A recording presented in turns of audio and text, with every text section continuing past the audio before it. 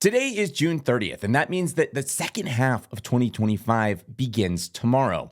And I believe that Q3 of 2025 is going to be the single most important quarter for this entire bull run. And the reason that I believe that is because this is going to be the quarter where most investors get locked into either one of two different paths. The first path is following the old 4-year cycle framework, the one that everyone talks about, the one that everyone's relying on, that tells you that the market top, the cycle top, is just a couple months away.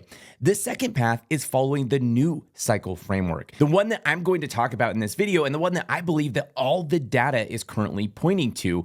That's a lot different than most people are currently expecting, and is a lot different than what we've seen in past cycles. And my personal belief is the path that you choose over the next 90 days is going to determine whether you end up with life-changing, gains this market cycle, or if you just end up walking away, as an average market participant. In this video, I'll dive into all the details. I'll lay out my exact case for why I believe these things and exactly what I'm talking about, and show you why I believe that this really is the last chance to get on the right side of this trade. Okay, before we get started, I know it looks like I've gotten hit by a bus this morning when I'm recording.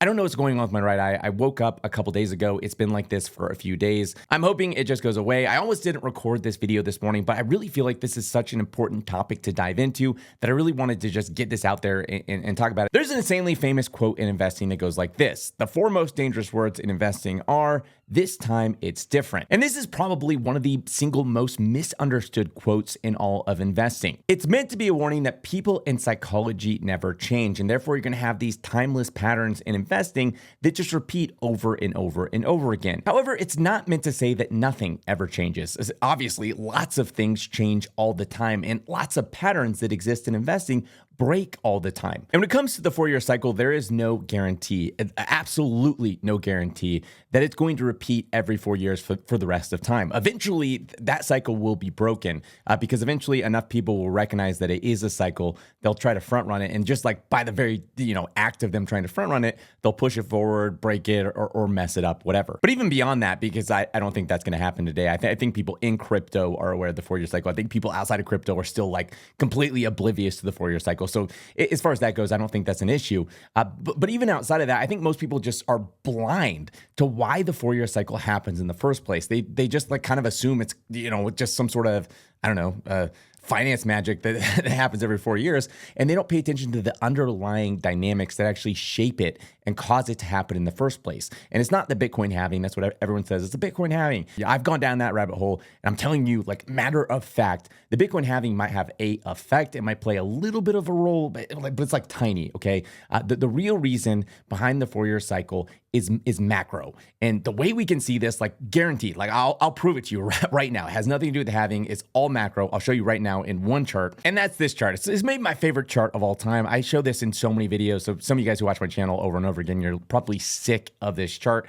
But maybe you've never thought it through this way. So this might be worthwhile for you, even if you've seen this a million times. This chart unequivocally proves, like, matter of fact, that the 4-year cycle has nothing to do with the halving, or that the halving has only a small incremental effect on the 4-year cycle. And that's because this chart itself has nothing to do with crypto. It has nothing to do with Bitcoin. Like, if Bitcoin and crypto didn't exist, this chart would look exactly the same. It's not measuring anything in Bitcoin and crypto. It's measuring global M2 year-over-year growth. Yet, despite it having absolutely nothing to do with crypto, you can clearly see the 2013 crypto bull run. You can clearly see the 2017 crypto bull run, and you can clearly see the 2021 crypto bull run. So you can see there was this huge burst in liquidity in each of those years that happened to coincide with this huge run up in Bitcoin's price. So again, a lot of people believe this halving thing, but it just happens to be a coincidence, or maybe Satoshi's like grand planning. Like, maybe he was just a super genius and knew this was going to play out this way. Either way you want to say it, it perfectly coincides with these year-over-year pumps in liquidity that pump up risk assets like Bitcoin. I mean, you might say today maybe Bitcoin's a little bit less of a risk asset than it used to be, but certainly back in 2013, 2017, 2021, it was much more of a risk asset, and it benefited massively from these huge bursts in year-over-year liquidity. So that chart makes it undeniable that the 4-year cycle is much more complex than most people make it out to be. It's much more complex than a simple halving. Meaning, while of course you can expect every 4 years the Bitcoin supply to halve, to be cut in half, you cannot expect every 4 years like magic the global M2 year over year liquidity to pump on these levels. There's no like pre-written rule. You have to dive into the details as to why every 4 years these things happen to have pumped in the way that they did. And a lot of it goes back to the 2008 financial crisis. We had this huge financial crisis.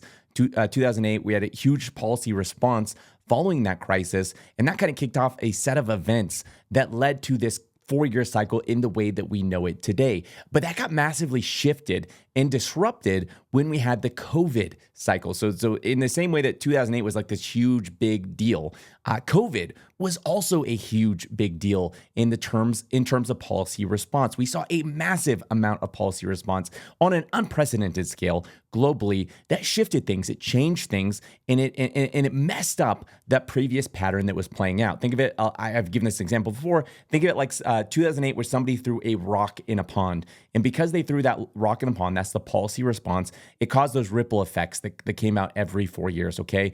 Well, COVID was it was a bigger rock. It was like this big boulder they threw in the pond that changed the ripple pattern. And now things are a little bit different than they were post 2008. And on top of that, crypto itself has been undergoing massive changes that weren't present in those past cycles. Okay, TradFi's presence in crypto was not even a ghost of what it is today. We have ETF flows, we have Wall Street going like absolutely bananas on crypto with their products and the things they're doing. We have all these altcoin ETFs getting ready to come out this year.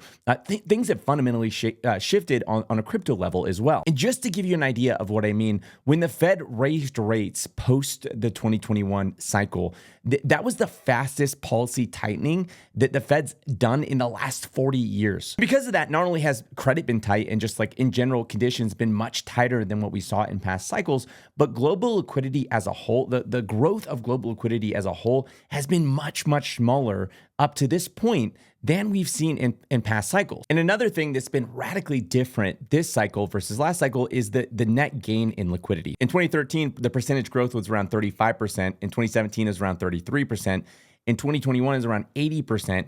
And today it's around 11%. So it's around a little bit less than a third of what we saw in 2013. Basically meaning the 2013 cycle was you had 3 times as much proportionally liquidity than you have today for crypto, and it was much smaller as well. And in 2021, you had over 7 times as much liquidity in terms of percentage sloshing around in the system as you do today. And another thing that's insanely different this cycle than previous cycles is the length of tightening that we've seen from the Fed. So in the 2009 to 2013 cycle, there was no tightening. This was post 2008 financial crisis. The Fed was sitting at really, really low rates, and we had no sort of tightening cycles up to that. But before the 2017 cycle, we saw around 25 months of tightening in terms of liquidity. Before the 2021 cycle, we saw around 19 months of tightening in terms of liquidity. However, today, during this cycle, up until this point, we've had around 40 months of tightening, which is unprecedented in terms of like previous cycles. Like, the longest one before this was 25 months.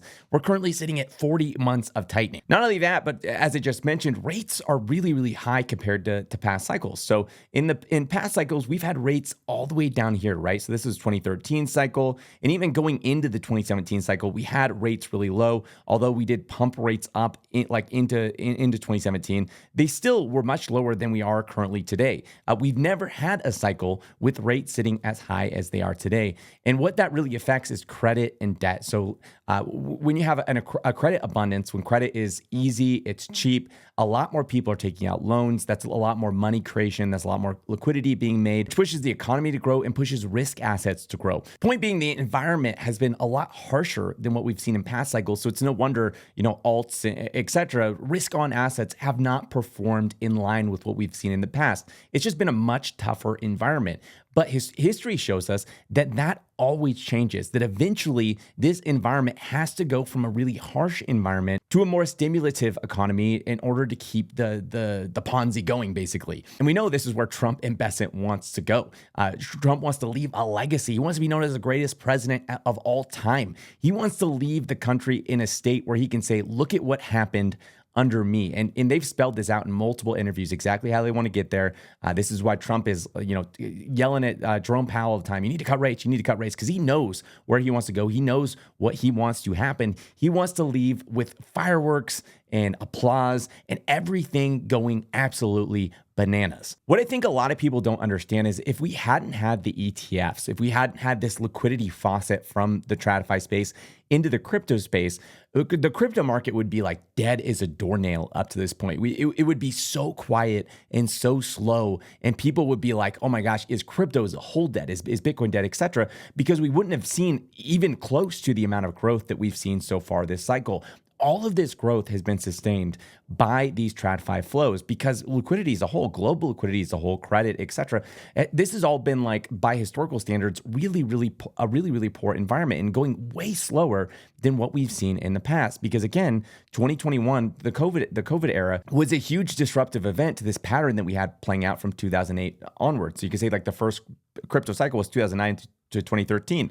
And it's an era of low rates. We had really cheap credit. We had a lot of liquidity getting pumped in the system. And it's all hallmarks that we have not seen at all this cycle, which is why I think a lot of people are going to get wrecked this cycle, because they are relying on that outdated model, not realizing where it came from and what's shifted since. And so they're expecting prices to peak at some point late 2025. And when that happens, there's going to be a swath of traders who are going to exit the market. They're going to say, okay, this was it. The cycle's over. I'm following the old framework. This is based off the halving. It's time to sell. And they're going to exit the market. And I think that's going to be a massive mistake. And it's going to be way too soon, because they're not recognizing what's fundamentally changed and what's going on. Which brings me to the three outcomes, or the three different ways that I personally believe things are going to play out based on the data. The first outcome is the idea that we're going to see the liquidity increase. We're going to see the conditions favorable to an alt season, favorable to more of a risk on appetite, come into place in late 2025, and it's going to bleed into early 2025. So basically, think of this cycle instead of happening and being condensed into just late 2025, it's actually going to bleed over into early 2025. That's the first scenario, or the first outcome. The second one is quite a bit more bullish, and it's the idea that the alt season, the bull market, starts in late 2025 and bleeds into early 2026 before taking a break over summer, and then we have a blow off top in late 2026. And this is really similar to the 2021 cycle, although where in 2021 we had like a bull market in early 2021 and late 2021 with a break in the middle. But it would basically represent the first 5-year crypto cycle that we've seen, where really the action happens in 2026, and the start of the cycle is really kicked off in 2025.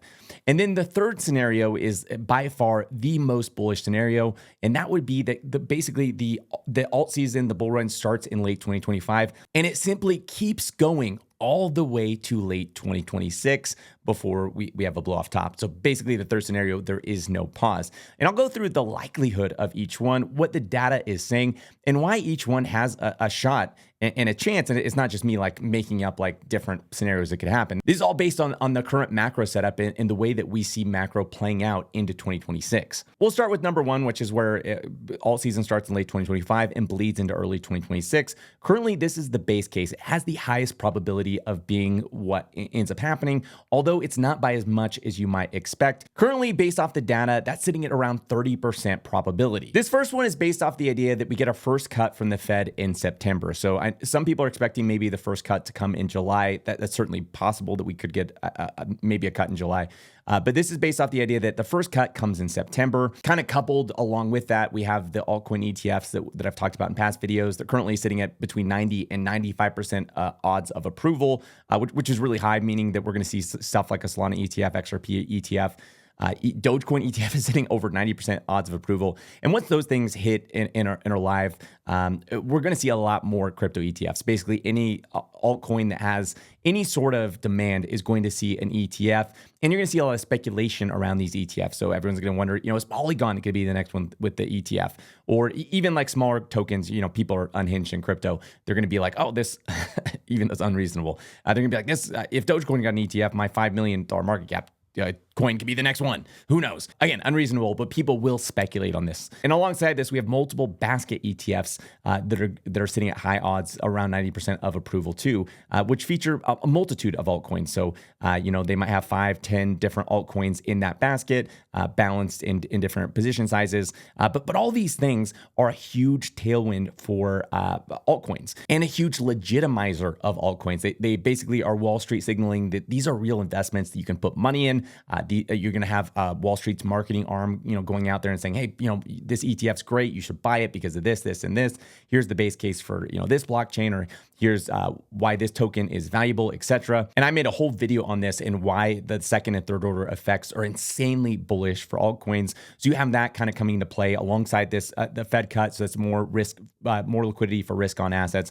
On top of the fact that in general, kind of the end of the year around October through December is just insanely bullish for crypto. Like almost every single year, this is when we see a huge uptick in prices. Just go back through the chart and you'll see exactly what I mean. Like alts get a huge bid typically at the end of the year and the start of the next year. And so this is just a really bullish environment in general. And then, lastly, you have a lot of people expecting an alt season around this time, which kind of becomes a self-fulfilling prophecy. So all these things together, coupled with the liquidity boost we get from macro, because it's not just Fed cuts. We have quite a few things on the horizon, which I'll go into in some of these other scenarios. And that's really the main core driver, that main core tailwind behind what should push these prices higher in this first scenario. And basically the reason this scenario ends up being short-lived is it's expecting that CPI picks up. So because of rate cuts, because of tariffs, et cetera, we see an uptick in CPI that kind of limits the amount that the Fed's able to cut. Trump, for whatever reason, doesn't get his way with his new appointee. We have the TGA rebuild that ends up kind of sucking some the liquidity out of the market. And in general, because we see so much action around alts and prices go up, it gets too unstable. The market gets in too much of an unhealthy state. And because there's not enough liquidity to keep things pumping, we see things kind of unwind by early 2026. Okay, so the second scenario currently is sitting at around 26% odds of probability. Again, the first one was 30%. Second one's 26%. So it's not actually that much, it's not meaningfully lower than the first scenario. In fact, they're really, really similar in terms of probability. And this scenario, as well as the next scenario, are based off the idea that, yes, we might get, maybe 1 or 2 cuts in 2025, based off of the way that Jerome Powell's currently doing things. But in 2026, if Trump gets his way, we'll see a lot more cuts than that, especially considering that Jerome Powell is out in 2026 and Trump gets to nominate whoever is going to replace him. And they're more likely to be a lot more favorable to whatever Trump wants done. And right now, Trump wants rates at 1% or 0. He wants them as low as possible so that he can get that fireworks scenario and so that it can offset some of the drag that comes from tariffs. This is a part of, they've laid out their plan multiple times, the Scott Bessent's 3-stool, trade, taxes, and deregulation. And so trade is a little bit more of a burden on the economy, but cutting taxes is stimulative, and then deregulation is stimulative. And coinciding with this, they want to see rate cuts. This helps them turn over the debt at a much cheaper price. So this Trump's been talking about right now, they're going to just roll everything over into short-term debt and hope to refinance that at much lower rates after the Fed cuts rates, hopefully by the time that Trump appoints a new chair. And so if we're expecting a lot more rate cuts in 2026 and we're only expecting some of them in 2025, it does make sense mentally to say, okay, rate cuts are extremely bullish for the markets, especially risk on assets. They're extremely bullish for credit. They're extremely bullish for liquidity. And if we're going to be getting a ton of those in 2026, who is this? Why would the bull run end in early 2026, especially if that's when these rate cuts start? That's a lot more liquidity to push the bull run further into the end of 2026, which is where this and the next scenario come from. As well as things like the SLR exemption, which the Fed just did a meeting on this. It's extremely bullish. The direction they want to take is actually more bullish than was initially thought. You have the Basel III delays. In general, Trump and Scott Bessent's goal is to inject a massive amount of deregulation into the global financial market or into the U.S. financial market so it can free up banks to not only buy more U.S. debt, but in general to get the economy humming. They want really cheap credit, they want really abundant credit, and they want things really humming along to kick the economy into overdrive. I talk about this all the time, but their plan, Doge didn't work. There wasn't enough to cut. And so their plan to deal with this massive amount of debt currently, the one that they broadcast day and night, is to outgrow the debt. And in order to grow, I always say, in order to grow, you got to throw some gasoline on that fire. And that is their plan with deregulation. So we have this deregulation, you have these rate cuts, and all of this is centered around 2026, not 2025. And so really the first scenario is based off the idea that like the market sees this coming, prices it in ahead of time, and that's where you see this exceptional growth in altcoins into early 2026. But if you look at like the fundamentals of these things, most of those things taking effect in 2026, which is why you have this second and third scenario gaining so much credibility, because the majority of these things happen in 2026. And it's not just even those things. Like in general, of like crypto deregulation, you have like the FIT21 bill, you have the SEC providing a framework and like a sandbox for crypto to innovate, more builders to come into the space, maybe some sort of like token equity rules where like projects can actually provide value with their tokens. And you're going to have a lot more ETFs. The ETFs so far that I've mentioned are just the ones coming out like with a deadline in 2025. Especially when some of those are approved, you're going to see like a huge swath of more ETFs coming to market. They're going to land in 2026. And the third path, where it's like the single unbroken run, starts in 2025, goes all the way into 2026, also sits at a 26 odds of approval or odds of happening. And if you've been adding up all these probabilities, you might have noticed it doesn't quite equal 100, and that's because there is a fourth path, and that is what are the odds of just no alt season whatsoever. It'd be stupid not to price that in. That's currently, based on the data, sitting at around 18%. And basically in that scenario, the Fed doesn't cut rates till around December or maybe even next year. CPI ends up re-accelerating to like 3.5%, meaning you can't really get easing. Somehow the Fed chair that Trump himself appoints is like turns hawkish and like tricks Trump. All this regulation stuff ends up fizzling out and not going the direction we think it's going to be. You get the idea. Just like the bad outcome scenario in aggregate, if you take the winning scenarios where you either have the short burst from 2025 to 2026, the long burst with a break, or the long uninterrupted burst, those together are a total of 82% total chance versus an 18% chance of like no alt season. So 82% chance that one of those three paths is where we go with alt season, and we do have an amazing alt season, and then you have an 18% chance of no alt season whatsoever. And what I find most interesting about these odds is like if you take either it's a two-stage run in 2026 or a single unbroken run in 2026, in total, like those together, that's a 52% chance, which means like currently the highest likelihood outcome is that we have some sort of bull run or alt season that goes to the end of 2026, which would represent essentially the first 5-year cycle in crypto, and I think would catch almost everyone off guard. But again, this isn't me just like making this up. This is like all based on like,